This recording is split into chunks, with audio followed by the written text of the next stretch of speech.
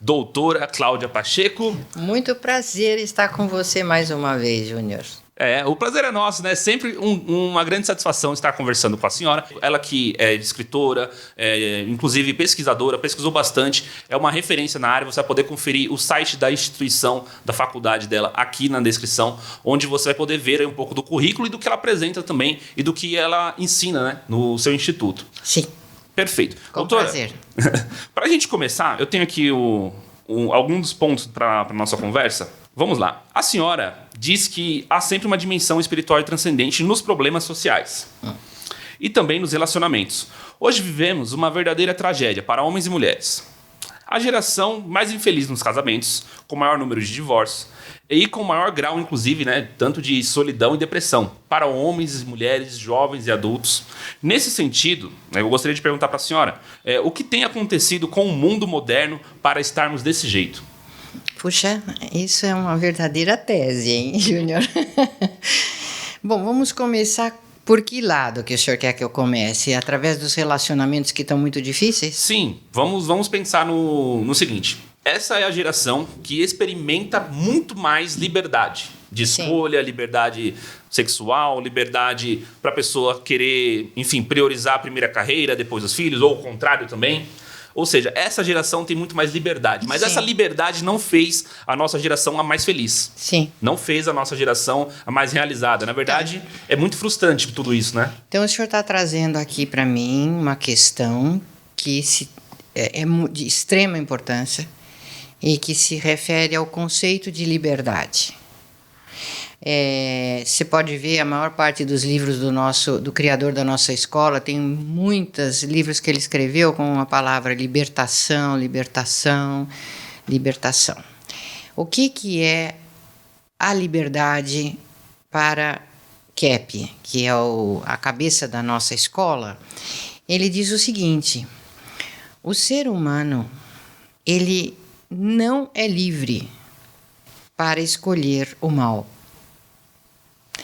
O ser humano é livre dentro do que é bom, belo e verdadeiro. Santo Agostinho? Santo Agostinho segue essa mesma filosofia. Então, a liberdade, muitos acreditam, né, que o livre-arbítrio é uma prerrogativa do ser humano. Ah, que bom, eu posso dizer não. Como Kant falou, que a liberdade é poder dizer não para as coisas. Uhum. E aí, muitas dialéticas vieram a seguir, escolas filosóficas de dialética. Então, você podendo dar o contra e sendo até bom fazer um contraponto. Então, você traz uma ideia e o outro contrapõe com uma negativa, positivo com negativo, tá? Uhum. O que nós verificamos, e seguimos também alguns autores importantes da filosofia, é que o ser humano, nesse que se chama de livre-arbítrio, ele está destruindo a liberdade dele. Ele está colocando um não à liberdade dele. Por isso que a humanidade seguiu para onde seguiu. Porque o ser humano, ele não é livre para fazer o que ele quer. Até é, mas aguente as consequências.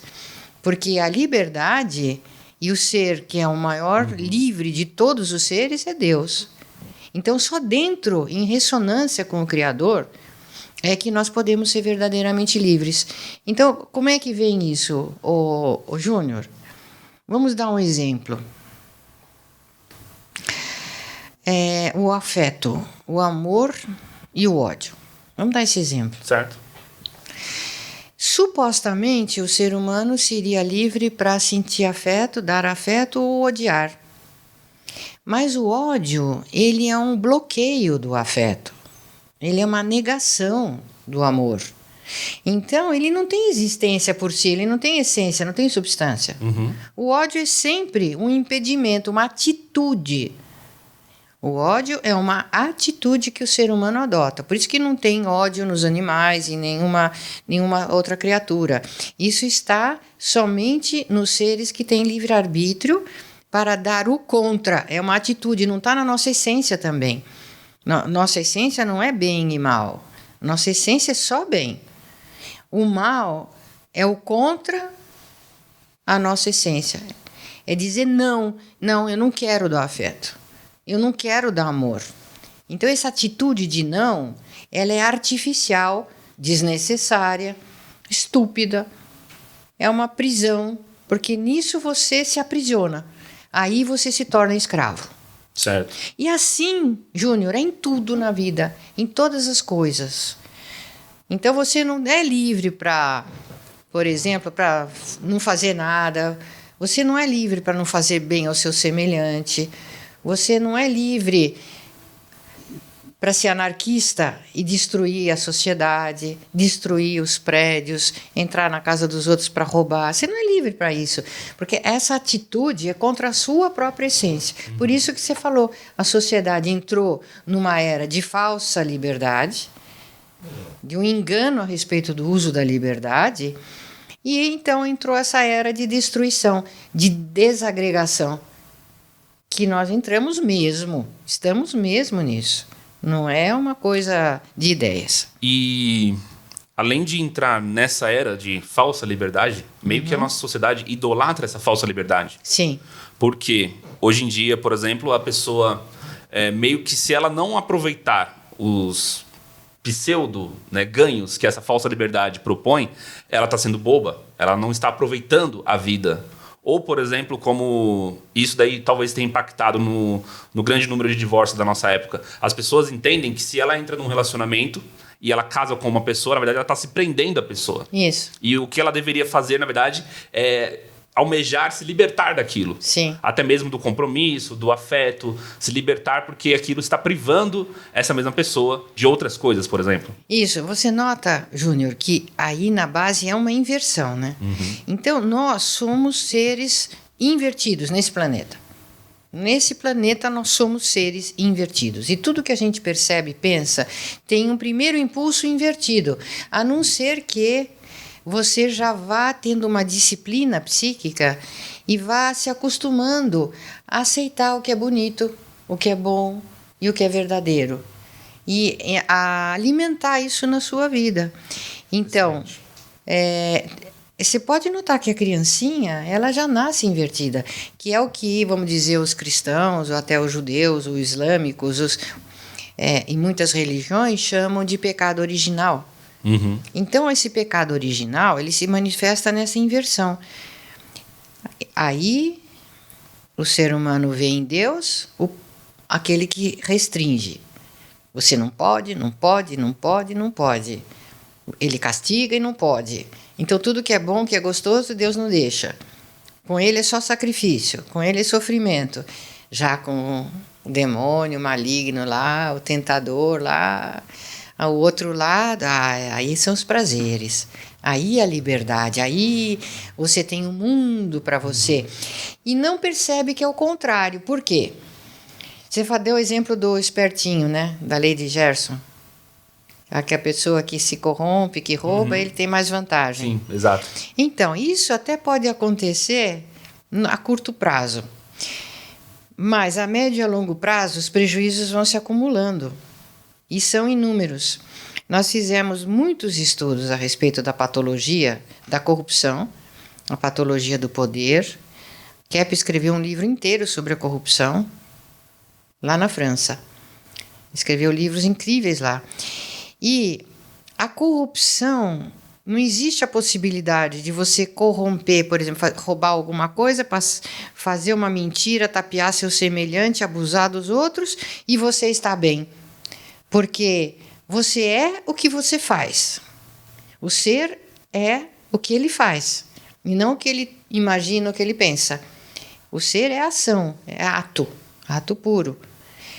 Então, se a pessoa faz alguma coisa contra o seu semelhante, ele está se corrompendo por dentro também, o próprio ser. Então, o que acontece? Começa a haver doenças mentais graves, neuroses, psicoses. Você pode analisar na história o quadro de doença mental de poderosos, inúmeros casos. Como que chama aquele grande milionário que morreu esquizofrênico lá nos Estados Unidos? Vocês lembram? Ele ficava preso num quarto com bacteriofobia. Howard Hughes. O Howard Hughes, por exemplo, é um exemplo. O próprio Hitler é outro exemplo. E tantos outros. O Nero, que pôs fogo em Roma, era um piromaníaco. E eles próprios acabam ficando isolados, paranoicos, porque eles não confiam em ninguém. Eles não têm amigos. Qualquer pessoa que se chega perto deles, eles imaginam que vão fazer com ele o que ele faz com os outros. Então, esse isolamento chega a níveis assim, até de suicídio, né? Como aconteceu com o próprio Hitler e tantos outros. Então, o indivíduo que é espertinho e que rouba e que dá golpe, ele cria um inferno para ele. Um inferno social, um inferno espiritual e um inferno interior, porque ele vai destruindo o ser, vai desagregando, corrompendo o próprio ser dele. Então, isso é uma situação terrível. A gente que é psicanalista aqui na nossa sociedade, a gente atende gente que tem, inclusive, um certo grau assim de... Se bem que, se a pessoa é muito corrupta, ela não quer fazer análise, né? Ela não vai ver os males dela. É verdade. Mas tem alguns que vêm, porque tem tanta angústia, tanta... Chega uma hora que eles o precisam. nível da consciência da pessoa pesa. Exatamente. Porque aí começam os sintomas. Sintomas psíquicos, sintomas físicos. Ele começa a ficar persecutório, a ver demônios, a ver espíritos, fica assombrado. Porque existe o fenômeno de projeção, Júnior. Projeção. E isso acontece muito nos casamentos. Depois a gente vai entrar aí, tá? Tá. Mas existe o fenômeno de projeção. Então, o corrupto, seja de que grau ele for, desde lá do mais baixo nível social, também tem muita corrupção. Qualquer pessoa tem corrupção. Se ela mente, se ela é muito egoísta, se ela se nega se ela não tem ética na vida, isso existe em todos os níveis, todas as religiões, raças, níveis. E essa corrupção, a pessoa começa a fazer uma projeção nos outros. Então ele fica um ser que não confia nada, ninguém, isolado, atormentado. Então não existe vantagem. Quem pensa, aquele está numa boa, é porque não conhece mais a fundo a psicopatologia. Perfeito. Senão vai dizer, coitado daquele, Perfeito. Que vida desgraçada que ele tem.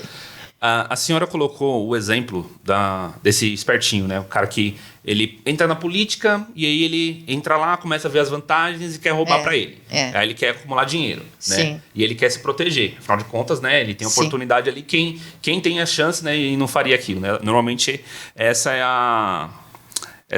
o pensamento, né? É a máxima que o povo acredita. O Miguel, um rapaz que também está fazendo um trabalho com a gente sempre, ele usou uma alegoria, no caso, falando das mulheres, que seria mais ou menos você fazer um acordo com o diabo. Porque se o homem faz um acordo com o diabo para ele ganhar poder, ganhar dinheiro, ter status, certo? E com isso ele paga com a alma dele, que seria uma espécie de conta dessa psicopatologia, certo? Esse foi o seu pensamento. Segundo ele, você tem isso no feminismo. Sim. O feminismo seria, então, quando a mulher ela meio que faz um pacto ali, né, implícito, inconsciente, com essa perspectiva do diabo. Não é muito inconsciente, não. Não é tanto assim, a gente sabe. Mas, enfim, aí chega um determinado momento que a vida, né, e o demônio faz isso, lá na frente ele cobra, né? Chega um determinado momento que você tem que pagar por aquilo que você optou ter, na verdade. Isso. Agora, você trouxe aí a questão de casais, né? Então, eu vejo um grande problema que acontece entre os casais é o que Dr. Kepp descreve bem no livro A Origem das Enfermidades. Eu vou te dar um monte de livros. Maravilha. A Origem das Enfermidades. Aqui nesse livro, ele fala o seguinte, que o ser humano, ele sofre de um problema básico que gera inversão, que seria, vamos chamar de teomania. Certo. Teomania é a ideia que o ser humano tem de ser como um Deus. Ele vai fazer a vida dele como ele imagina, com as fantasias dele. E eu estava falando da criancinha, né? Do pecado original, eu esqueci, mudei de assunto. A criancinha, ela já nasce com essa teomania. Então, ele quer que os pais sirvam a ele somente. Se os pais não educam, não colocam limites, a criança vira o rei da casa, mas um tirano. Acaba virando um tirano na família. E ele vai querer fazer coisas que vão fazer muito mal para ele. E ele pode até morrer com as coisas que ele quer fazer, uma criancinha. Então, isso já vem de uma desobediência. Eu não quero obedecer o bem. Eu tenho que dormir cedo? Não quero. Eu tenho que escovar os dentes? Não quero. Eu preciso comer minha comida assim, assim? Não quero. Esse não quero já é ligado a essa teomania. Eu faço o que eu quero, eu sou dono do meu nariz. Então, essa inversão na liberdade vem disso aí. Essa sementinha aí muito ruim. Essa atitude de eu quero fazer o que eu quero, ela vai crescendo. Então, o homem imagina uma mulher bacana para ele, né? Ele quer uma mulher, muitas vezes até parecida com a mãe dele, se a mãe foi boa, que vai cuidar dele.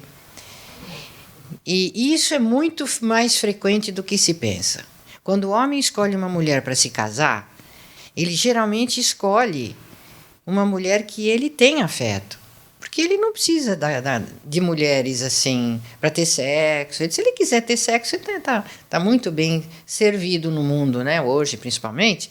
Então ele se casa com uma mulher que ele ama. Ele não precisa dela para sustentá-lo, muitas vezes. A maioria das vezes não precisa. Não precisa de segurança social. O homem, quando ele se interessa por uma mulher, na maioria das vezes, para se casar, ele quer se casar com aquela mulher porque ele quer fazer uma família com ela, ou quer fazer uma vida com ela. Né? Muitas vezes a mulher não tem a mesma ideia. Ela se casa com um homem pensando, olha, esse vai ser o tal do bom partido. Ele vai me ajudar na minha vida, financeiramente, economicamente, ou isso, aquilo, tralalá. Ou ele tem algum poder que ela gosta, porque a mulher gosta de homem com poder, geralmente. A mulher, ela admira mais o poder ainda do que os homens. O homem gosta ele ser poderoso e a mulher gosta de servir a poderosos e de estar ligada a poderosos e ter benefício dos poderosos.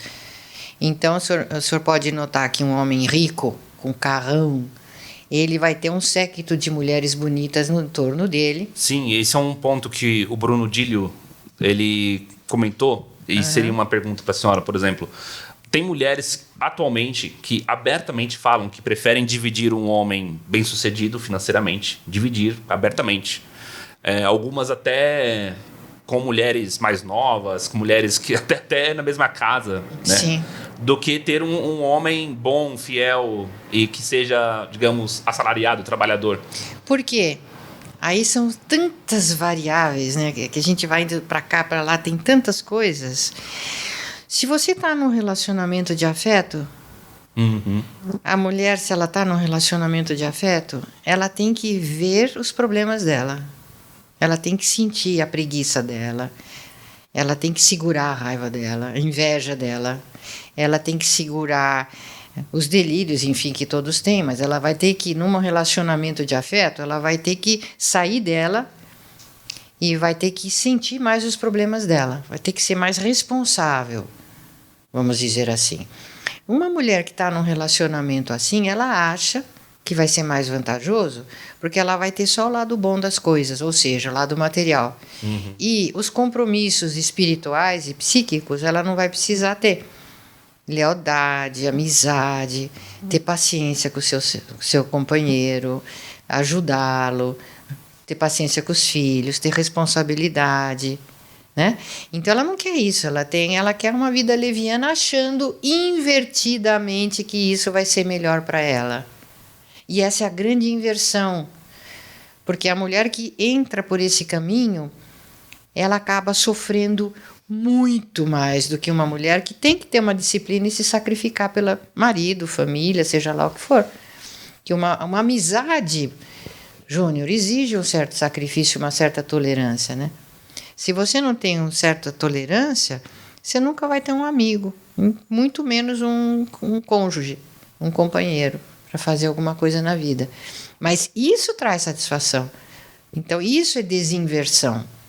Essa pessoa cresce, né? Amadurece. Voltando àquela ideia do que Kepp fala neste livro, ele diz assim: o homem vai atrás de uma mulher que ele idealiza. Então, por isso que diz que ele gostaria que a mulher não mudasse depois do casamento. E muitas vezes ela muda. A mulher vai atrás de um homem que ela idealiza também. Não um ser humano normal com problemas, como ela. Como ela.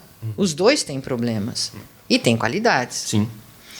Então, nesse buscar teomânico, ela querendo ser uma deusa na vida dele, ser tratada como deusa, e ele achando que a mulher vai vê-lo como um deusão, que vai aceitar ele como ele é, ele vai ser o bom, o único bom, o Deus da vida dela, aí é que começa o imbróglio. Porque quando estão vivendo a dois, a patologia dos dois começa a aparecer, os defeitos.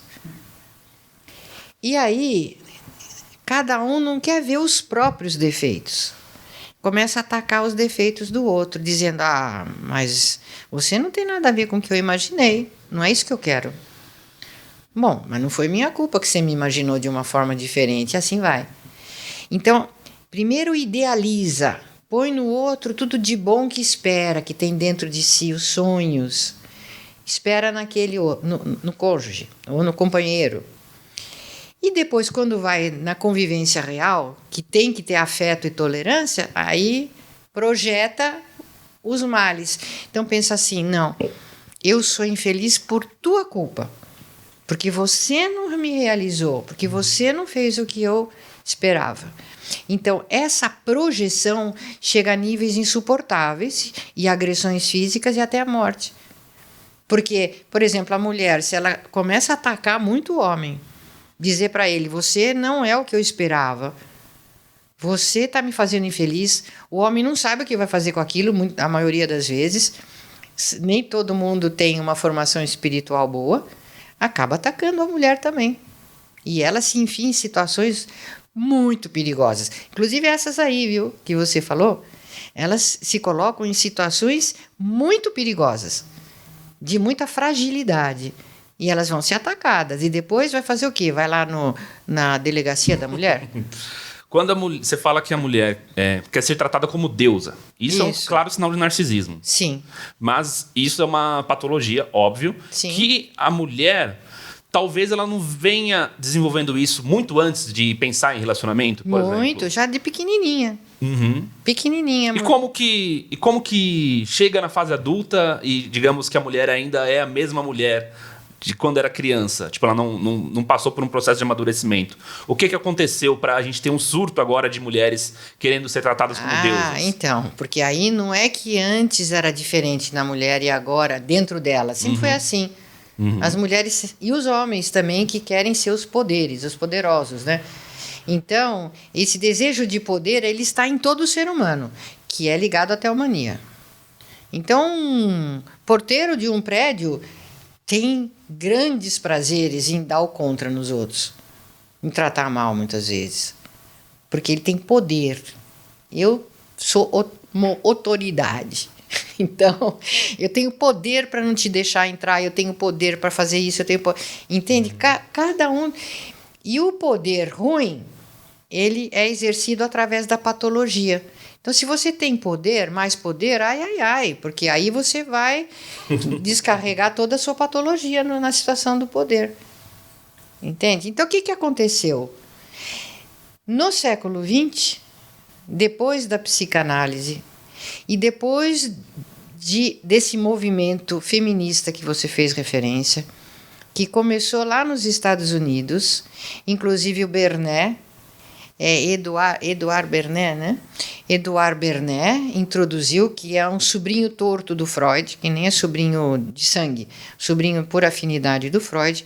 Ele colocou dentro do marketing, do comércio, da economia, o conceito de que cada pessoa tem o direito de se realizar nesses desejos de narcisismo, de megalomania, desejos assim materialistas, ser único no mundo. Você não viu essa ideia do americano? I'm the one, I'm the best, né? Eu sou a estrela do mundo. E cada um começou com essa ideia que ele tinha que brilhar e fazer tudo para ele ser único. Então, o que aconteceu? Aconteceu que a estrutura social, e aí vem os econômicos, os homens econômicos e mulheres econômicos e financistas, que deixaram todo o valor da cultura e da espiritualidade para ir só para o dinheiro. Então, eles manipularam o inconsciente do ser humano para deixá-lo cada vez mais doente. E o que o indivíduo doente faz? Ele fica mais escravo do consumismo. Para ter coisas para ele ser o bacana. Ter coisas. Os vícios aumentam muito dentro dessa filosofia materialista. E o materialismo, Júnior, está tanto na esquerda quanto na direita. Direita e esquerda, claro, tem o mesmo materialismo. E isso é uma patologia. Então, a estrutura social mudou e deu aso à mulher e também aos homens para se realizarem no narcisismo, na teomania, na patologia. E o que deu? Esse bolo que deu, um projetando no outro: você não faz a minha vontade, então você me faz infeliz, então vou buscar outro, e outro, e outro, e assim vai. Entendi. A patologia virou, no caso, a regra na sociedade. Exatamente. E tem gente lucrando com isso. Muito. Então, o lucro dos bancos, né, cresceu vertiginosamente porque a pessoa ela se enterra numa dívida. Se endivida. Para poder ter um carro como ela quer, da cor que ela quer, do modelo que ela quer, ela paga o carro e mais outro carro, dá de presente para o banco. Mais um carro, mais uma casa. E acaba muitas vezes perdendo, né? A pessoa então fica também escravo. Sim, a pessoa também quer bancar um estilo de vida acima dos padrões necessários, e inclusive muito maiores do que ela pode pagar. Exatamente. E para ele estar num outro nível de vida, então ele entra nisso que são os delírios, como o Kepp fala. A pessoa que não aceita viver dentro da realidade dela. Isso é uma realidade. Eu já tenho tanto bem na minha vida, por que eu vou atrás de coisas que eu não tenho? Deixo o bem que eu tenho para um bem que eu não tenho. Sim. Né? Então, esse movimento da inveja, da fantasia, acaba arruinando a sociedade como um todo, e cada indivíduo e a sociedade. Então, você tem aquele bem, mas você nunca está satisfeito. Nunca está satisfeito. Sempre quer alguma coisa diferente. Entende? Isso é uma doença do ser humano. É uma patologia. Só que, como você falou, quem que lucra com essa patologia e alimenta? Não. New.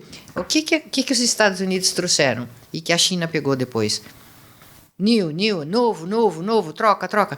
Quando a gente estava lá em Nova York, a cada primavera, que entrava a primavera, eles trocavam geralmente todos os móveis da casa, roupas, tudo. Jogava tudo na rua, no lixo, novinho, e comprava tudo novo.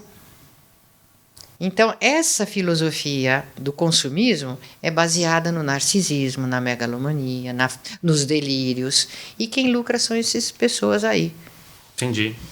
Bom, vamos para um próximo ponto aqui. Vamos. A gente vai falar agora sobre uma coisa relacionada mais a homens e mulheres juntos. Tá. Homens e mulheres juntos são melhores do que separados. Sim, é necessário. É necessário. Por causa da energética. Sim, então, eu queria que a gente falasse, por exemplo, o que a nossa sociedade está perdendo com essa total separação entre os gêneros. Muito, está perdendo muito. Porque homem e mulher são complementares, não são opostos. Como eu estava dizendo, a verdadeira dialética não é de opostos, é de complementares. Então, amor e gratidão, vamos supor. Homem e mulher. Então, se complementam. A energética é complementar, como próton e elétron. Então, vamos comparar, por exemplo, a mulher, o elétron, uma energia atrativa, e o homem, o próton, que é aquela que vai para frente, vamos dizer. E a mulher atrai e o homem vai. E formam um vórtice energético, um núcleo energético, magnético. Tanto que ali pode nascer um ser, uma nova vida, através daquela união de magnetismo, de nêutron, o nêutron que se forma ali, ou que forma os dois. É como a trindade divina, certo. Nêutron, próton e elétron. Então, se quebra, desintegra o átomo e desintegra a vida social. As energéticas não se complementam e isso vai levar à aniquilação do mundo. Como assim? Isso acaba a humanidade, porque são energias que ela, nessa complementação, traz uma riqueza muito grande. E isso nunca houve, Júnior. Nunca houve. Então, quando você volta lá no passado, você pensa, puxa, mas também não era bom daquele jeito, hein? A mulher presa só dentro de casa com o filho na cozinha. Ô, Dona Maria, que isso? Isso não existe mais. Mas também, essa forma é muito ainda pior. Uhum. Então, o que tem que haver, né? Dentro dessa complementação? Mulheres e homens contribuindo profundamente um para o outro, mas principalmente para a humanidade, que a gente chama de reino divino, que é a sociedade boa, bela, verdadeira, não perfeitinha, que não vai ser, certo. Mas uma sociedade mais natural, né? Então, a mulher contribuindo e o homem. Veja na própria história do judaísmo, do cristianismo, quando as mulheres atuaram na sociedade para o bem, o que elas não fizeram? Coisa incrível, entende? Então, é uma nova era que vem aí, que está vindo, que os dois vão se unir para fazer o bem no mundo, o que é bonito, viver a beleza, viver o natural. E nisso não tem um mandando no outro, não tem essa ideia de um mandar no outro. Isso é um conceito já de paranoia. Isso não existe. Numa sociedade natural, essa ideia, eu vou mandar em você, você vai mandar em mim. Perfeito. Mas assim, o que a mulher está perdendo agora? Agora, e também, no caso, o que o homem está perdendo também, por não ter essa dinâmica com a mulher? Muita coisa, porque, por exemplo, se a mulher, a natureza feminina, ela é intuitiva, afetiva, receptiva.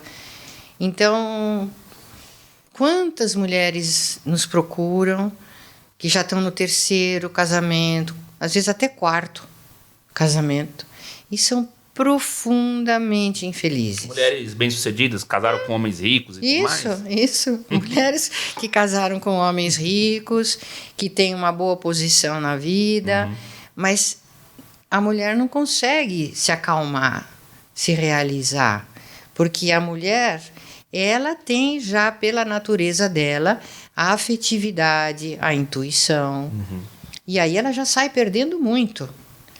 E o homem, por sua vez, se ele não tem a possibilidade de se unir a uma pessoa, um ser afetivo, intuitivo, ele fica muito no intelecto somente. A vida dele fica muito seca, muito dura, triste até, vazia, porque o intelecto dele, a razão, complementa para a mulher a intuição e a afetividade. E a mulher, com a intuição e a afetividade, complementa o intelecto masculino. Então, são dois que são um.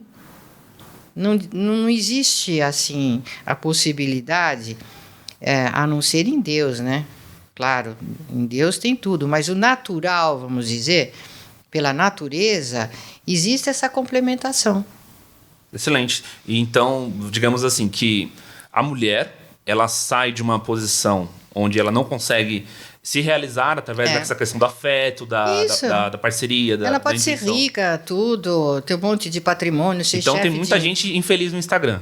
Muita gente, nossa! E o engraçado é isso, né? Que a gente parece que essa realidade não existe. Sabe por quê? Porque a pessoa que entra nessa vida, ela começa a ficar assim tão inconscientizada. A máscara que ela usa para ela mesma é tão elaborada, ela começa a querer acreditar nas fantasias que ela faz, nas ideias, nos delírios. Ela fica com uma casca tão dura que muitas vezes ela não consegue perceber o que está acontecendo com ela, a não ser quando acontece algum fato muito doloroso na vida da pessoa. Ou ela desenvolve uma doença grave, ou ela perde alguma pessoa de quem ela dependia, com quem ela contava. De repente, o outro chega e fala, olha, cansei. E ela fala, mas por quê? Como? Eu sou uma maravilha, por quê? E vice-versa. Às vezes um homem poderoso aí, a mulher fala, tchau mesmo, eu vou cuidar da minha vida. Mas como? O que você come? O que te falta? Entende? Então, essa atitude de teomania, de narcisismo, vai criando uma máscara. Não só máscara social, mas a máscara que a pessoa usa com ela mesma.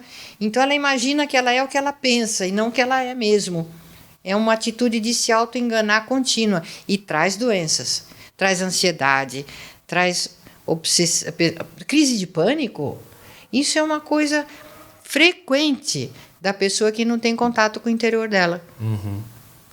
Que acredita na máscara. Então, esse pessoal, Instagram, gente que está em cargos de direção de empresas, de bancos. Nossa, esse pessoal é muito doente, Júnior. Dá até pena, viu? Vendo desse lado. É isso que eu ia trazer para esse ponto também. Porque meio que a sociedade se enquadrou numa regra de que o homem busca uma mulher bonita, com corpo bonito, Sim. aparência bonita, uma mulher jovem, né? Sim. Normalmente mais jovem que o homem. Sim. E a mulher busca um cara bem sucedido. Um homem que tenha mais recursos, dinheiro, que vai fazer aquela transição, né? O homem vai ser o ponto de estabilidade, né? Vai dar segurança financeira para a vida dela, vai ajudar com o que ela precisa para não ter seus problemas de existência, de ficar se preocupando. Isso. O que eu vou fazer da minha vida, né? Isso. E tudo mais. Então a mulher busca um homem normalmente mais sucedido, que ganha mais que ela, assim por diante. E as mulheres, né? O homem tende a valorizar o corpo, a beleza e tudo mais. Mas não são essas questões que os homens e as mulheres, né? Os dois estão valorizando, que levam justamente a essa infelicidade no casamento? Sim, exatamente. Só para complementar, porque pro público que está nos assistindo, para você que está aqui, você já ouviu essa conversa antes, né? E é o que é falado muitas vezes. Mas o que eu estou querendo levar é o seguinte: o que você normalmente valoriza numa mulher não é o que vai fazer você feliz, ser feliz com ela. E você, mulher, é a mesma coisa. Isso, exatamente. Porque se a pessoa não é feliz com ela mesma, já em princípio, ela não vai ser feliz com ninguém mais. Isso é uma máxima. Você tem que se conhecer. Você tem que se casar com você.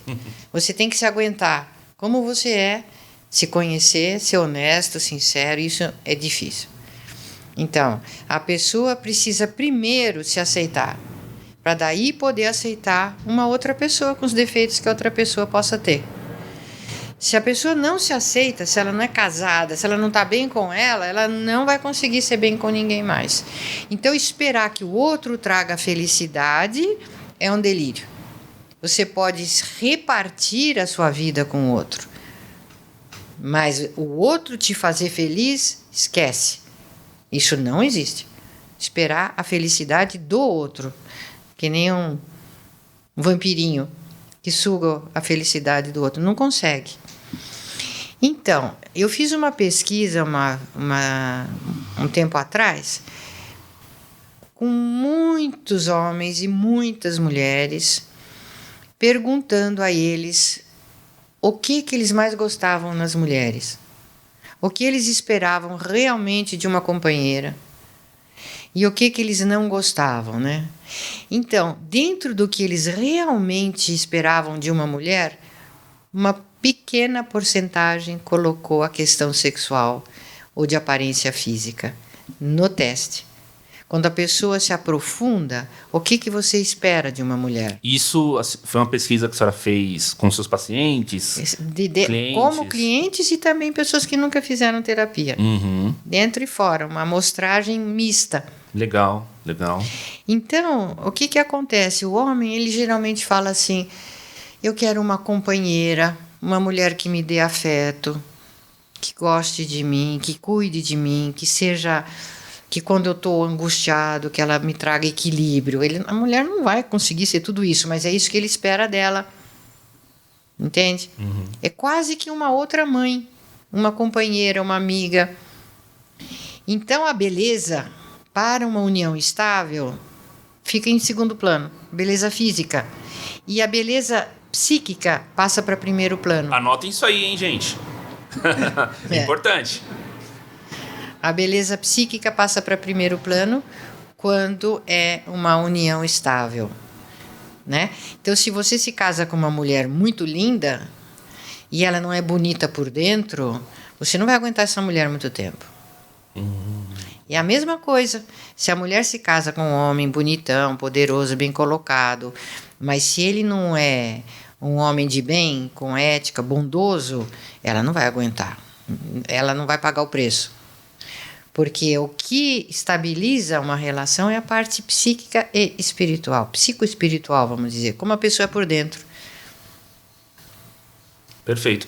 Você acha também que, assim como a mulher, o fato dela ter muitos homens a desejando o tempo todo, isso daí meio que já é um clássico exemplo de narcisismo, né? A mulher que é altamente desejada. Sim, porque Também tem o homem que agora... O homem também quer ser muito desejado pelas mulheres. O homem também quer ser disputado. Claro. É um outro sinal de narcisismo também. Também. Então, assim, por que o ser humano tem essa necessidade? Então, homens e mulheres têm essa necessidade de querer ser visto como objeto de desejo do outro, de disputa.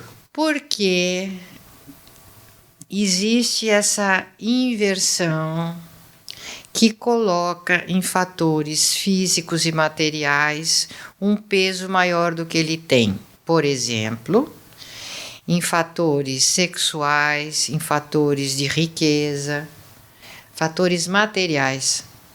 Então, existe uma ilusão de que através do sexo o poder é grande. A mulher se sente poderosa. Perfeito. Então ela pode agredir o homem sexualmente, se ela quer. Se o homem a deseja e ela nega, você lembra da história do não? Ter poder para dizer não? Se a mulher nota que o marido está dependendo dela sexualmente, qual que é a arma que ela usa? Geralmente? Negação. Negação. Ela já não quer mais ter relações com ele, ela já começa a rejeitar afetivamente, ela pune o homem assim. Ou ela consegue coisas materiais usando o sexo. Então, desde pequenininha ela percebe que o homem tem, vamos dizer, essa certa, não sei se seria fraqueza, mas é um instinto, né? Então, que ela consegue mexer com o homem nesse sentido. E aí ela pensa, puxa, aí é uma área de poder, deixa eu me aperfeiçoar aí, porque ela não tem outro poder, geralmente. O poder que a mulher mais tem é esse. Um capital mais erótico. Exatamente. Agora, o homem, ele no narcisismo dele, não é tanto o sexo, né? É o poder, assim, como homem, como machão, o bom, né? É o que conquista coisas no mundo. A mulher quer conquistar o homem quer conquistar o mundo. E a mulher faz parte do mundo. Então, a mulher é mais uma coisa no mundo dele. Mas ele quer conquistar muitas coisas. A mulher quer conquistar um homem. E viver o mundo através do homem. Certo. E aí é a patologia. Esse exemplo é uma patologia. É. Porque, pelo que... Mas é o que acontece com todo mundo. O pessoal acha que é normal. É. Sim. Porque o que eu queria saber também era assim, de onde vem essa necessidade? Tipo, do homem querer ser visto sempre como o homem de sucesso, um homem muito desejado pelas mulheres, um homem com muito status, né? E a mulher ser também vista pelos outros como uma mulher muito desejada por muitos homens, porque ela tem vários homens, porque as fotos dela recebem muitos elogios nas redes sociais. Por que, por exemplo, isso é importante para minha realização? Tipo, por que as pessoas pensam isso? Por que eu não posso ser uma pessoa que tenta ser uma pessoa importante por outras vias? Por que essas outras vias não são tão valorizadas, entende? Sim. Então, aí a gente vê que a humanidade foi pelo caminho da patologia. Por isso que a gente fala tanto, faz tantos cursos, se escreve tanto. Que o ser humano, Júnior, ele é uma energética só. Não tem alma e corpo. É uma energética só. O corpo é uma manifestação de uma parte da energética nossa. Tanto que quando a gente morre, uma condição anormal, a gente morre e a maior parte do nosso ser fica. Invisível, mas fica. Então, essa supervalorização do aspecto material foi muito ruim. Então, tudo que você pode ter com 5 sentidos, sexo, dinheiro, poder, comida, coisas assim que você pode satisfazer com 5 sentidos, você supervaloriza. Estou falando você, nós, né? É supervalorizado.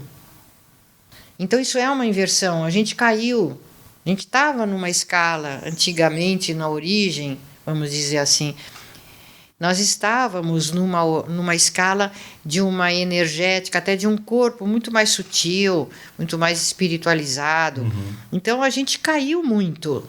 A gente está muito na decadência, porque a gente é muito mais do que o nosso corpo. Nossa parte, vamos dizer, nossa energética psíquica é muito mais maior e mais poderosa do que o nosso físico. E ela que comanda o físico. Bom, mas aí a sociedade toda, a humanidade entrou nessa do sensorialismo, né?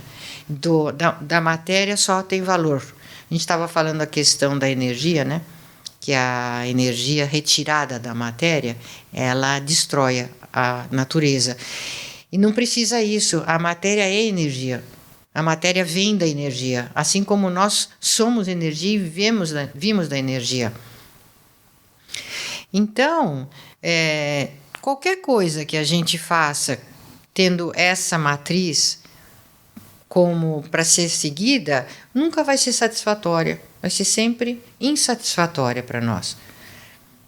Só que a humanidade não percebe. Então ele pensa, não, preciso de mais, não tenho o suficiente, tenho que ter mais. Quando o mais, ele está deixando para trás. O verdadeiro maior, o verdadeiro poder. Excelente. A verdadeira força. Uhum. E tanto que para o homem realizar e conquistar é importantíssimo, mas no sentido verdadeiro. Para a mulher ser uma mulher que consegue transmitir confiança para um homem ou para, enfim, para os queridos dela, porque a mulher dá muito valor a relacionamentos com homens, mulheres, isso, aquilo.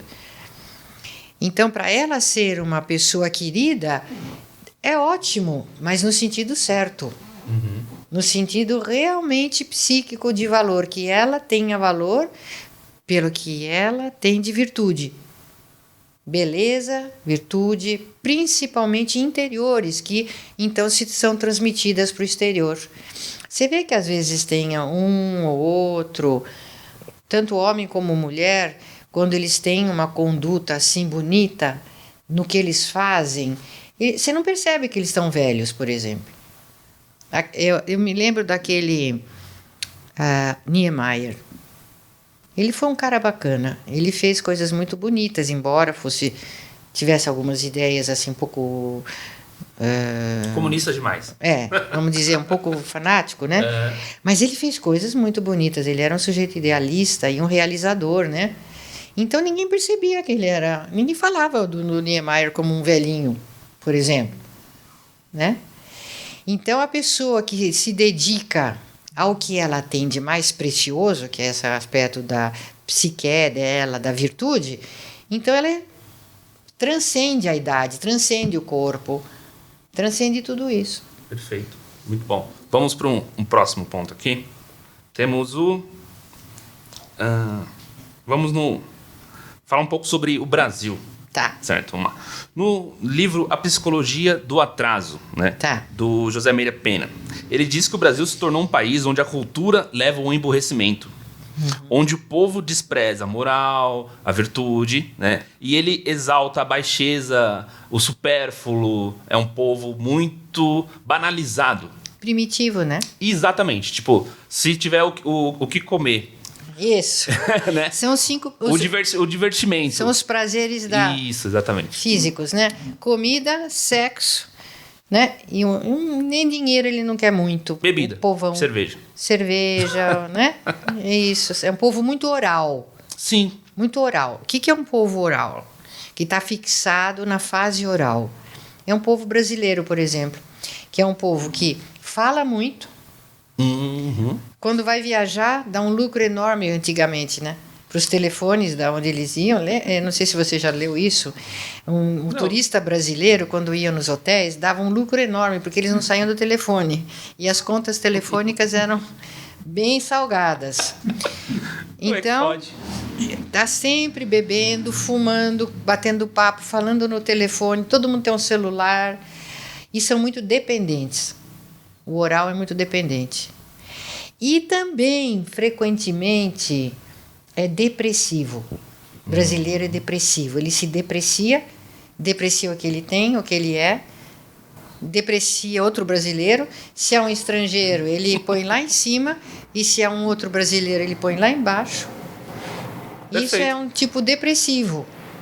É o tipo do brasileiro. Agora, existem outras patologias sociais no primeiro mundo, que é a patologia do poder econômico, né? Do dinheiro, do poder da dominação, da exploração, do intelectualismo, da guerra, então, do preconceito, da projeção. Vê aqui, por exemplo, no terceiro mundo, povo de lixo, entende? Então, cada povo tem a sua patologia social. Certo.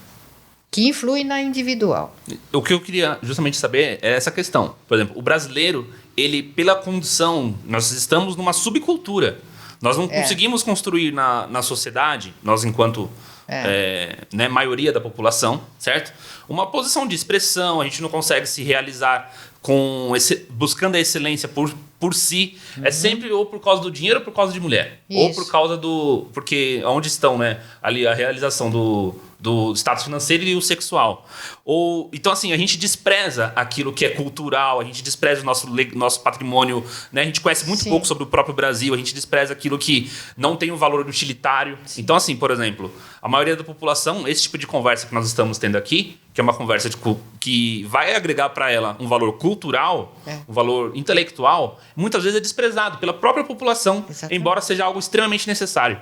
E isso talvez seja o resultado do Brasil ser um país que não consegue sair há muito tempo, né, dessa condição. Embora nós já fomos um país muito bem considerado nessa questão, né? Já fomos um país muito cultural, muito intelectualizado. Sim, sim.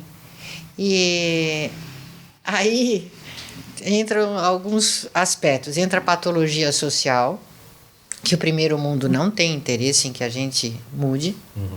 Senão eles vão perder a fonte deles de matéria-prima e tantas coisas. Muitos têm inveja do que o Brasil é, do que ele tem aqui. O próprio povo tem essa inveja, vamos dizer, invertida, né? Não valoriza o que tem, é deprimido, depressivo. Tanto que a pessoa tem um dinheirinho, já corre lá para os Estados Unidos, para a Europa, para outro lugar, né? E lá acha que tudo é perfeito. Eu vivi e trabalhei nos Estados Unidos e na Europa. Eu posso fazer uma comparação. Então, claro que a gente está invertido aqui em muita coisa, e é uma pena. E uma das inversões é essa: supervalorizar o primeiro mundo e desvalorizar o que nós temos aqui para gente. Então, essa desvalorização da cultura faz parte da patologia social e da inversão que o brasileiro vive. O brasileiro é muito invertido e precisaria passar por um processo de conscientização, inclusive do bem que tem e que despreza, né? E isso não sei como é que vai acontecer. E tem aí questões espirituais também, né? Tem questões espirituais agindo no Brasil seriamente, negativamente. Excelente. Tenho aqui mais um outro ponto para a gente colocar, ainda na questão da obra, né? Que a gente já discutiu aqui alguns pontos dos livros que tanto você quanto o Dr. Kipp escreveram. Aqui um outro ponto, né? No livro dele, no livro Psicoterapia e Exorcismo, há um capítulo onde se fala muito sobre o homem não querer ser, mas usufruir do ser. Isso. Dando como exemplo homens como Hitler e Stalin, né, que conseguiram poder, porque eles satisfaziam justamente essa sede, né, essa doença do povo. Então, o mundo também tem nos seus graus, né, certos aspectos tão enraizados, patológicos, que chegam até mesmo a eleger certas pessoas, né, a dar poder para certas pessoas que representam essas questões. Você sabe aquela famosa frase, né? Cada povo tem o governo que merece. Triste isso, né? Triste. Mas é isso que acontece. No sentido de merecer, porque escolheu. E escolheu invertido. Escolheu errado. E continua escolhendo invertido e errado. Porque não vê vantagem na virtude, no trabalho, na cultura, no esforço, no invisível. Uhum. O invisível é o que tem mais poder, o invisível é o que tem mais força, mais valor e pode ser fonte de satisfação, saúde e felicidade. Então, os povos ainda estão presos no material, no sensorial. E isso é uma inversão, a gente está invertido. E o brasileiro está muito invertido, e dá muita pena.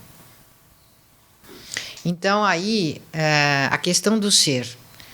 O primeiro ser que não quis ser o que ele era, quem é, Júnior? Lúcifer. Lúcifer era um anjo de luz maravilhoso, incrível, super poderoso, mas ele tinha que ser em Deus, né? Ser no bem. Uhum. E ele não quis, ele quis ser ele outro Deus. Então, para não ser em Deus, ele queria o impossível, porque todas as criaturas só são em Deus. Então, ele queria uma coisa que não podia ser. Então, ele passou a fazer o quê? A não ser. Porque ele, Lúcifer, como ele foi criado, ele era uma coisa, uma explosão de conhecimento, de sabedoria, pelo que se sabe, pelo que se relata. Não só ele, mas muitos outros anjos. Sim. E seres humanos, que têm um potencial incrível de realização, uhum. Mas não querem ser dentro do bem. Não querem ser quem eles são. Quando a pessoa não quer ser o que ela é uma louca delirante, que nem o Lúcifer. Eu não quero ser o que eu sou. Eu quero ser outra coisa. Quero ser um outro ser. Isso está acontecendo bastante no mundo, você sabe, né? Sim. E aí que entra o ponto que a gente pode trazer agora para essa análise mais atual, para o pessoal, inclusive, entender o que a mulher hoje não quer ser. Por exemplo, o que ela nega da sua natureza. Mulher. A mulher está negando a si própria. Sim. A mulher desenvolveu um tal grau de inveja do homem que ela não quer ser mulher, ela rivaliza com o homem. Sim. Ela acha que se ela fosse homem, ela ia ser livre, feliz, poderosa, isso, aquilo, não sei o quê. Que o mal é ela ser mulher. E, infelizmente, muitos homens agora estão adotando a mesma ideia. Achando que o chato é eles serem homens. Que se eles fossem mulher... Mas aí também não quer ser mulher. Então quer não ser o que é. Sim. Então fica naquele tormento. Porque eu não quero ser o que eu sou. Eu não aceito que Deus me criou. Isso você vê tanto hoje, Júnior. Então, mas é o quê? Tá bom, não quer ser o que é, vai ser o quê? Um copo, de repente, resolve não ser mais copo. Vai ser o quê? Quebra o copo, pode ser um copo quebrado, vidro quebrado, mas não pode ser outra coisa. Nós somos criados também. Uhum. Nós não somos deuses criadores, nós somos seres criados. Se a gente aceita, beleza. Beleza, porque a gente está numa dimensão de privilégios assim incríveis. Mas se não aceita, está no inferno, já aqui.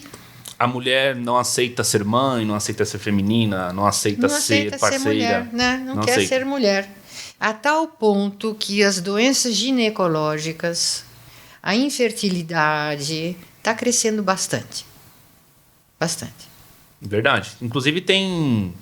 e aí que entra no outro ponto que eu ia colocar. A gente estava falando antes, né, desse ponto, sobre essa perspectiva, né, de pessoas que alcançam posições de poder na sociedade porque acabam ali satisfazendo, né, a doença social, né?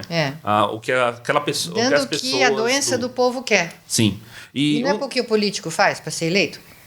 Sim. O político alimenta, diz, eu vou te dar aquilo que você quer, mas no sentido patológico. Porque se for um presidente que chega lá, um candidato, dizendo, olha, comigo vocês vão ter que trabalhar, que ter virtude, ter disciplina, vocês vão ter que parar de roubar, deixa a preguiça de lado, vamos botar a mão na massa, né? Vamos nos conhecer, vamos ver nossos problemas, nossos defeitos para fazer um país decente. Ele vai ser eleito? Não. Não. Certeza. Não vai. Agora, sabe o que me dá muita pena de nós mulheres? Porque a mulher não percebe que ela, como mulher, pode ser uma coisa incrível. Mulher tem todo o potencial. Não, claro, tanto quanto o homem. Só que como mulher. Não precisa querer Então, rivalizar com o homem. Porque, no fundo, ela super se desvaloriza. Não é o homem que desvaloriza a mulher, é a mulher que se desvaloriza. Triste, mas é verdade. Não, então por quê? Por quê? Por que não quer ser mulher? Porque tem inveja do homem? Se a mulher, como mulher, ela pode ser uma coisa incrível. Imagina, Maria é o ser humano mais admirado no mundo, né? Ela é um super poderosa. Com certeza. Então, eu tenho pena, porque aí a mulher ela própria está se desvalorizando e não está percebendo, se inferioriza. Quando ela, pela natureza dela, ela pode ser uma coisa incrível, tanto quanto o homem. Perfeito. Claro. E de uma forma diferente, muitas vezes. Mas precisa ser igual ao homem, querer ser homem. Que sim. Isso? E um ponto que alguns historiadores sempre colocaram foi, por exemplo, quando a Alemanha ocupou a França. Sim. Quando a Alemanha ocupou a França, na época, por causa da Segunda Guerra, tá? Para o pessoal e do público entender, os soldados saíram de lá. Os soldados franceses não estavam lá, eles estavam buscando aliança com os ingleses e tudo mais. E a ocupação da Alemanha fez com que aquelas pessoas de lá, de certa forma, cooperassem. E aí que eu queria que a senhora comentasse, né? Muito se fala da participação das mulheres na guerra, apoiando o exército alemão. E apoiando e muitas vezes se envolvendo com os ocupantes do exército alemão, sabendo que seus maridos, seus filhos ou irmãos estavam na guerra contra eles, em outro lugar. Isso daí seria, então, esse exemplo do quanto a mulher ela quer servir a poderosos? Sim. Sim. Agora, você vê, né? Que judiação. A gente vê esses filmes americanos, as mulheres achando que elas têm uma honra dos maridos, os pais, os filhos irem morrer na guerra. Elas se sentem honradas, achando que elas estão dando os filhos para uma causa super nobre. O mundo está muito enganado, Júnior. Muito enganado, porque essas guerras você sabe para que elas são, né? Com certeza. Então vem lá um oficial, bate na porta, fala assim, olha, eu trouxe uma notícia aqui para você, sinto muito, mas seu filho vai ganhar agora uma bandeirinha, você ganha uma medalhinha e o seu filho morreu para deixar os bancos mais ricos. Então o mundo está muito enganado, a humanidade está... E o Lúcifer entra nisso. Os demônios entraram nisso e vêm mantendo a humanidade inconsciente, dominada por eles. Isso não há dúvida. E pela ciência nós vemos que é isso mesmo que acontece com o ser humano. Triste. Ele é dominado por forças espirituais demoníacas. Então essa questão de exorcismo, como Kepp escreveu nos 3 livros dele, né, últimos, não é que o exorcismo é para um ou outro possesso. A humanidade toda está possessa, invertida. A humanidade toda precisa de consciência. E a conscientização que é o exorcismo, viu? O verdadeiro exorcismo é a pessoa se conscientizar do que está se passando. É a luz da energia divina, pode chamar de Espírito Santo, que a pessoa vendo um problema, conscientizando, ela se exorciza, ela tira aquelas ideias, aquelas energias ruins que ela estava mantendo dentro dela há anos. Perfeito. Um outro ponto que eu ia colocar, além desse exemplo da guerra, hoje em dia a gente pode dar outro exemplo que está mais na moda. As mulheres desprezam homens trabalhadores, homens assalariados, homens com... Elas falam, ele tem palio. Sim. Isso virou, tipo, motivo de chacota nas redes sociais. Você vê até algumas coaches, né, de relacionamento feminino. Tá na moda agora ser coach, né, ser especialista em relacionamento. Sim. Em falar sobre como as coisas deveriam ser, né. E as mulheres muito novas, inclusive, meninas de 20 anos, 22 anos, falando sobre o assunto. E elas falam assim, ele é pobre, ele... Como eu falei, ele tem um carro simples, sabe? Ele é um homem assalariado. Ele... Sei lá, o perfume que eu uso, entendeu? Custa R$400. Você acha que eu vou sair para comer num McDonald's com um cara? Coisas assim. São os exemplos que são utilizados. Então, por que hoje, então, tipo, as mulheres elas querem continuar servindo a poderosos e elas estão cada vez mais desprezando os homens que poderiam ser bons maridos, poderiam ser bons pais, poderiam ser bons Júnior, companheiros? sabe, agora eu queria entrar num assunto meio assim, numa que entra aí. Certo. Será que os homens não têm muito a ideia de que eles precisam dos poderosos para poder fazer algum trabalho na vida? Será que os homens não têm muito pouca confiança no poder do trabalho dele? Será que os homens não idealizam os chefes, as estruturas, achando que eles realmente dependem disso para viver? E eles não confiam no trabalho deles para crescer como pessoas empreendedoras no mundo. Claro. Eu acho que esse tipo de homem que acontece das mulheres falarem que são losers, né? Os que são os perdedores da história, geralmente tem um certo fundo de razão na medida que eles são muito submissos a essa estrutura exploratória. Então, elas não conseguem, muitas vezes, admirar um homem que ele não tenha confiança nele mesmo e na força dele. Com certeza. Então, se um homem tem confiança nele, na força dele, se ele é um homem bacana, de virtude, que está fazendo um trabalho bacana mesmo, aí se ele respeita a si mesmo, então ele vai despertar mais respeito. Agora, se o cara é aquele que vai lá bater o ponto todo dia, submisso, saláriozinho, o chefe grita com ele, sim senhor, se eu for mandado embora, o que vai ser de mim? Que é uma mentalidade de submissão que o homem tem a essa estrutura escravizadora, medo de enfrentar o poder. Tem muito homem, muito covardão, tem medo de falar as coisas, medo de ser verdadeiro. Então as mulheres aí aproveitam e vou admirar o que num homem assim? É verdade. Não é? Se ele é um homem de valor, então a mulher vai admirar, mesmo que ele não tenha tantos recursos econômicos. Porque uma mulher de valor despreza um fulano materialista, viu? Uma mulher que é mulher mesmo, ela tem desprezo por homem. Esses homens aí, materialistas, homem de poder, tão chatos, são desagradáveis. São muito desagradáveis. Porque o Narciso, ele não considera ninguém, né? Só ele, né? Então, nada tem importância, nada tem valor, ele não quer aprender nada com ninguém.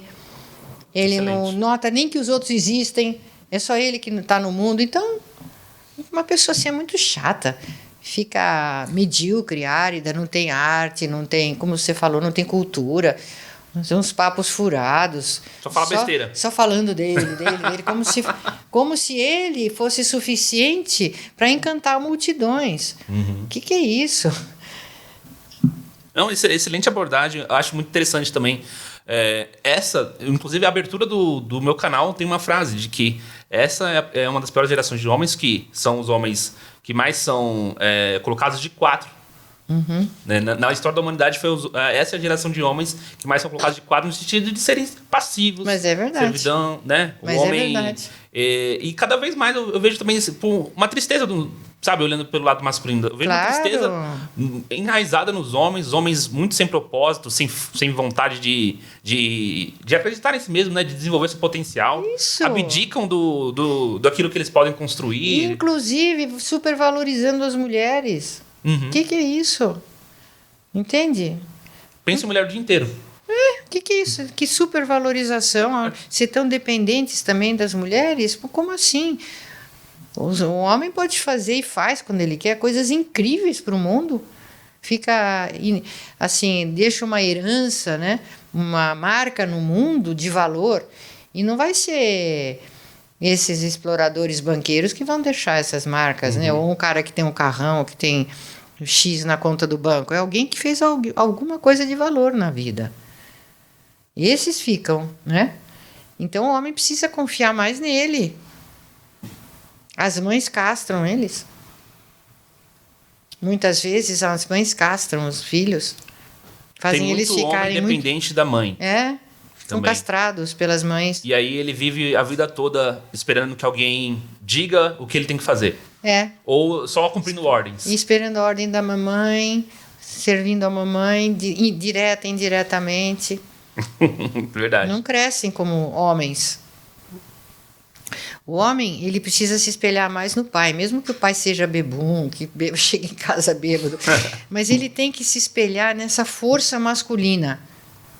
Força de realizar. Se ele tem um pai covardão, submisso com a mãe, ele vai sair do mesmo jeito, covardão, submisso às mulheres. Ele tem que dar mais força à masculinidade, como a mulher tem que dar mais força à feminilidade. E o que você acha dessa geração de homens que não desapegam da mãe? Então, tadinhos, né?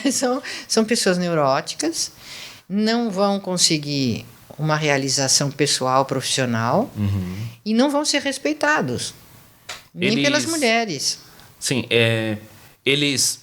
Hoje tá na moda, né? Esse negócio de ser desconstruído e respeitar demais as mulheres, né? Apoiar o feminismo. Tá na moda esse negócio. Tá? Tá. Isso daí, que tá na moda pelo menos pros mais jovens aí, né? Tá. Você sai da escola doutrinado. Com certeza. Você chega lavado na faculdade, cerebral. Então... O quê? Marxismo cultural, chamado. Exato. Isso. Nessa perspectiva, é porque parte deles já tiveram uma distância da figura paterna, da figura masculina? Já. Porque já são filhos de uma revolução que começou lá nos anos 60, mais ou menos. Então, já são filhos e netos de casais que já foram desconstruídos, que já foram desagregados.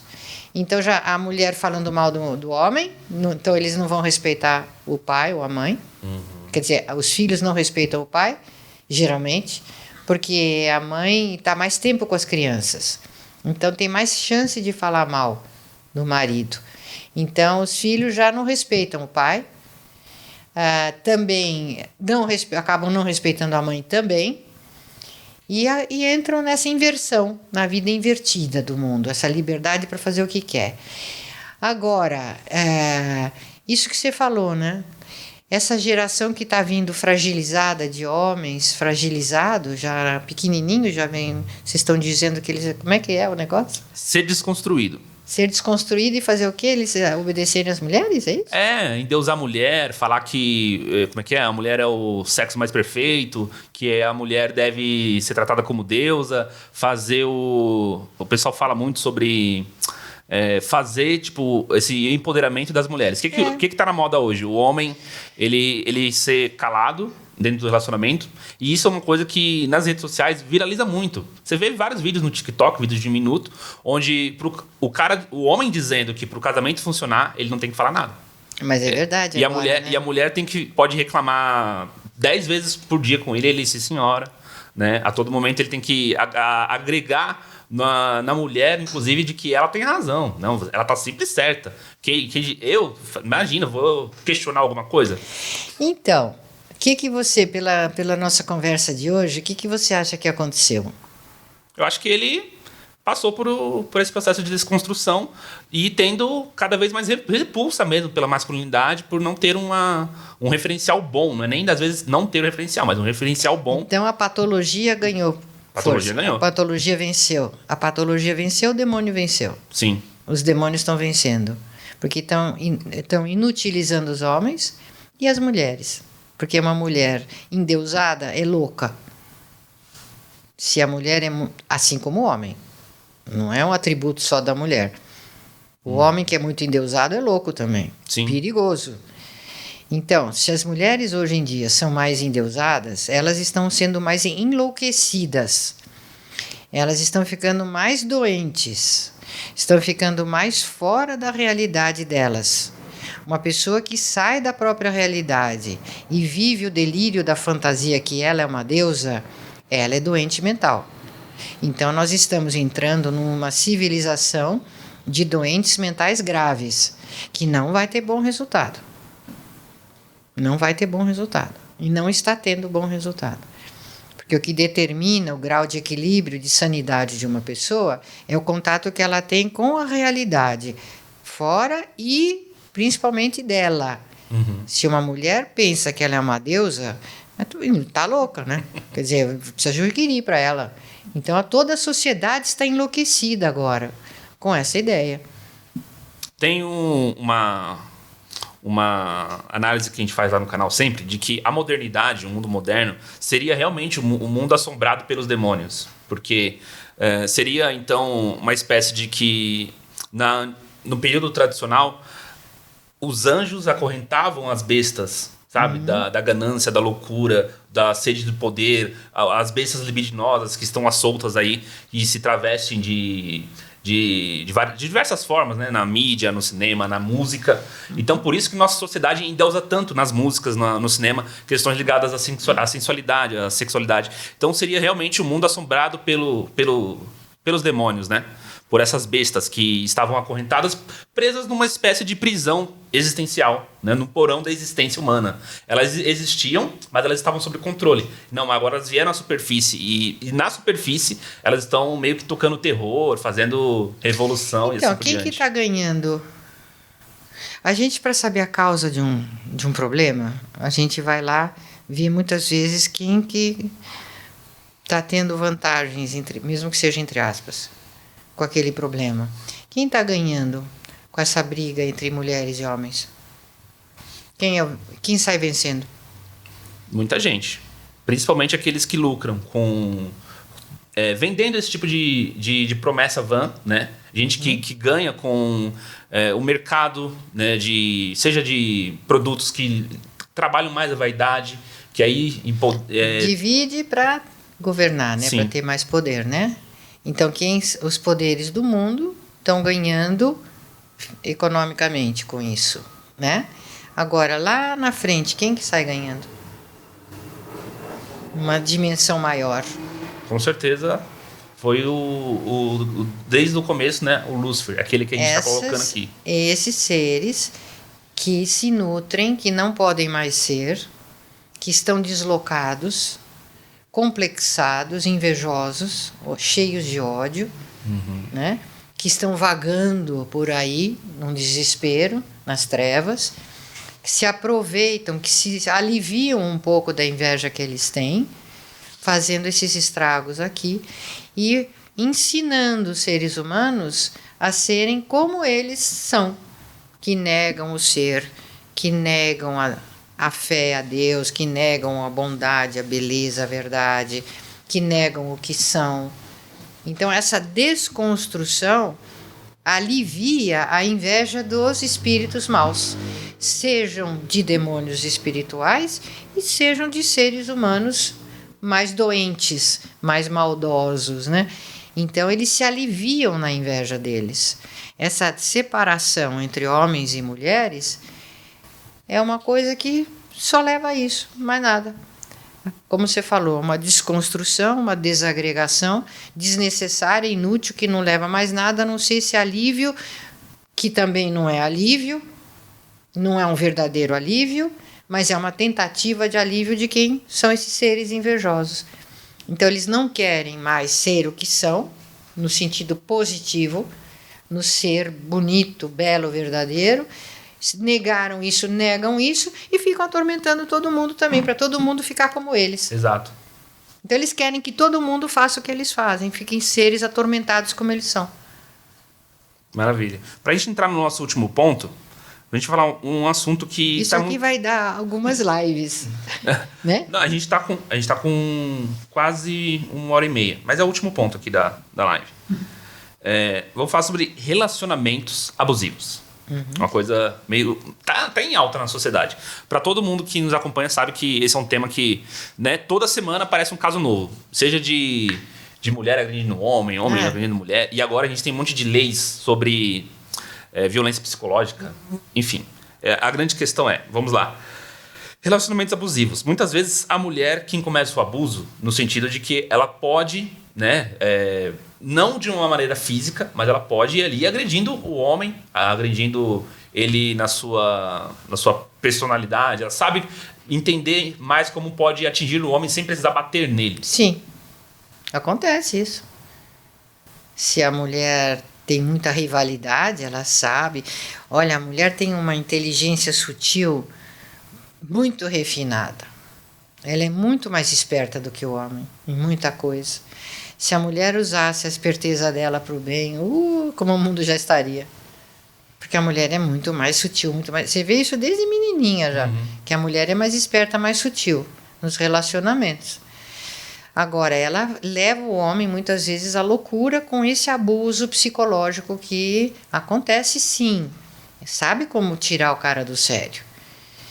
E agora, tudo que acontece, Júnior, é fruto do desconhecimento que o ser humano tem dele mesmo, do interior dele, de quem ele verdadeiramente é, do que ele pode ser, poderia estar sendo, de como ele está sendo enganado, de como ele está sendo tapeado, como ele está numa canoa furada, entrou pelo caminho invertido. Entende? Então, a principal questão é essa. É o ser humano para um pouco de fugir. Começa a ver, volta-se para si mesmo, se conhece. Então, essa máxima socrática e cristã, ela mais do que nunca é importante hoje. Para um pouco de fugir, de atacar, de se atacar os outros.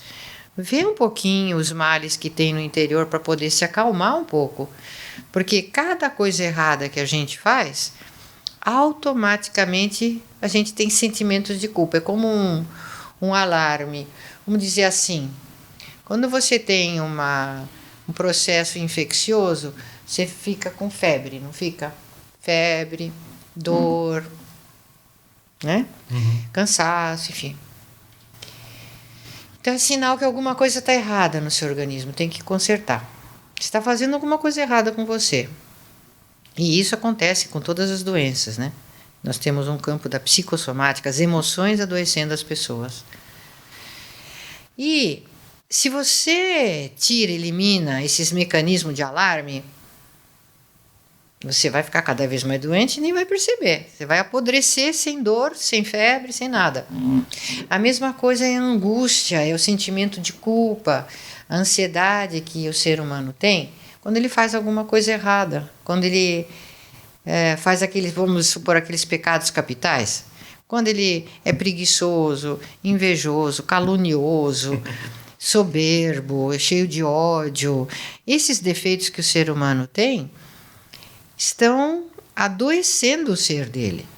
Então, o que acontece? Acontece que aí começa a ficar com crise de pânico, com ansiedade, neurose. Então, e aí ele vai e fuma, vai e bebe, vai procurar uma mulher, vai procurar ter mais dinheiro no banco, vai se aliviar em coisas materiais. E aí a angústia vai aumentando cada vez mais. Se você faz uma coisa, você magoa uma pessoa, você sente culpa.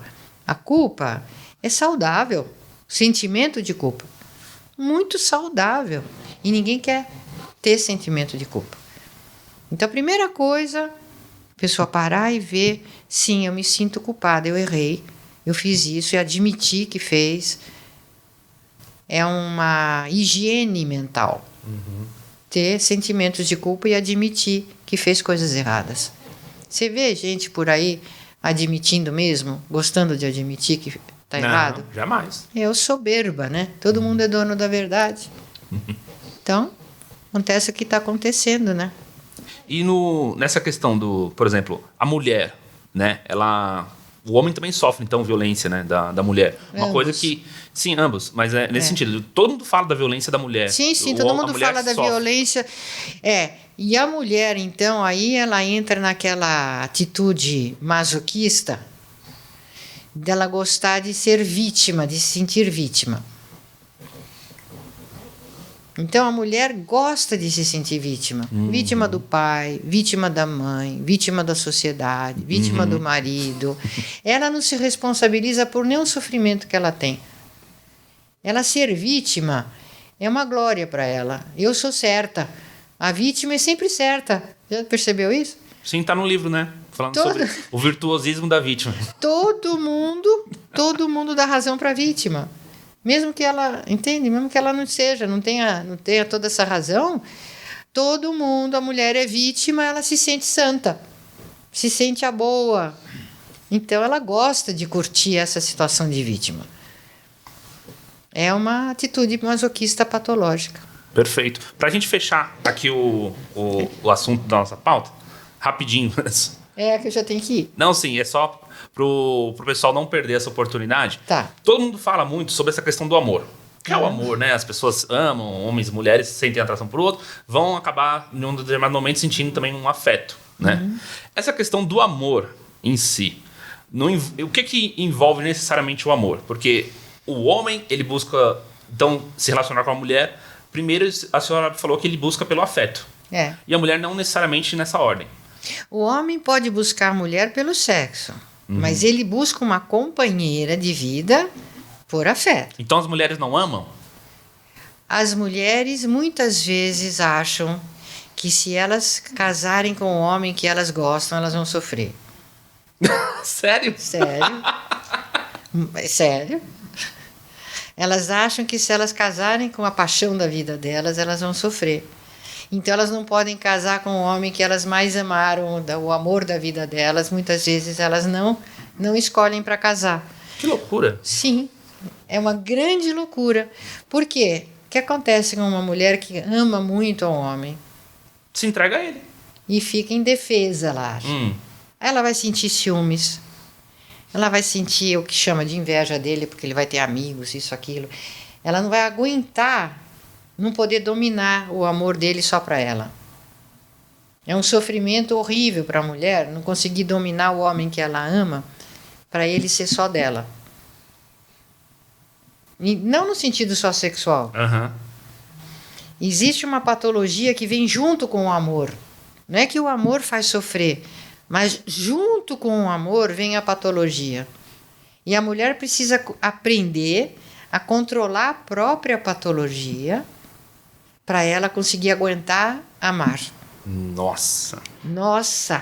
Então, tudo que nós falamos até aqui traz novamente para essa ideia de que a mulher precisa passar por todo um processo de autoconhecimento. Porque a mulher evita, ela pensa, não, desse eu gostei, eu amei, mas eu vou casar com esse, porque esse aqui ele é mais sério. Pensa, né, que vamos dizer, muitas vezes ele não vai me trair, ele vai ser um bom pai, ele isso, ele aquilo. Esse não, esse aqui é muito admirado, tem muita mulher atrás dele, eu não vou aguentar, não vou aguentar, porque com o amor eu vou ficar entregue. Entendi. Entende? Eu vou ficar entregue, eu não vou aguentar. Então, não é o amor que é o problema, é a patologia que é o problema. Porque o amor tem que ser livre. O amor é livre. Aí ela casa com outro cara lá, coleguinha dela, ou um fulano que diz, não, eu te amo, eu vou te dar segurança, eu gosto de você. Então, geralmente a mulher casa com aquele que ela pensa que gosta mais dela. E não tanto quanto que ela casa com aquele que ela gosta mais. Nossa. Então, se ela acha que aquele gosta de mim muito, então eu vou casar com ele. E não aquele que eu gosto mais. Porque senão eu vou ficar entregue. E a mulher não quer se sentir indefesa? Mesmo que o cara seja poderoso, ela quer domar o cara. Resumindo, é isso. E quer domar o próprio sentimento dela. Sim. Então, se a mulher sente que ela tem emoções que ela não consegue controlar, então ela precisa se conhecer melhor. Meu Deus do céu, o que é isso que ela não consegue se controlar? Entende? É uma questão existencial interna. É interna. Tudo parte do interior. Perfeito. Júnior, tudo que existe no mundo, tudo de bom e de mal, parte do interior dos seres humanos. E o ser humano é muito pouco interiorizado. Ele é totalmente exteriorizado. É tudo no externo. É o outro, a sociedade, são coisas, mas ele não tem interioridade. E é na interioridade que está toda a fonte da força, do bem e do mal. Então Perfeito. a sociedade está solta. Doutora, muito obrigado pela sua participação, tá? Manda aqui um recado pro pessoal. Então, olha, eu acho que nós estamos a caminho, viu? Nós estamos a caminho de uma conscientização maior. Uhum. E isso que vocês esperam das mulheres e do mundo vai chegar, está chegando. Não como uma coisa que vai baixar aqui um milagre, mas já está havendo um processo de maturidade, de conscientização, e os homens precisam ter mais confiança em si. Não só com as mulheres, mas na sociedade também. Perfeito. Os homens têm que ter mais confiança em si.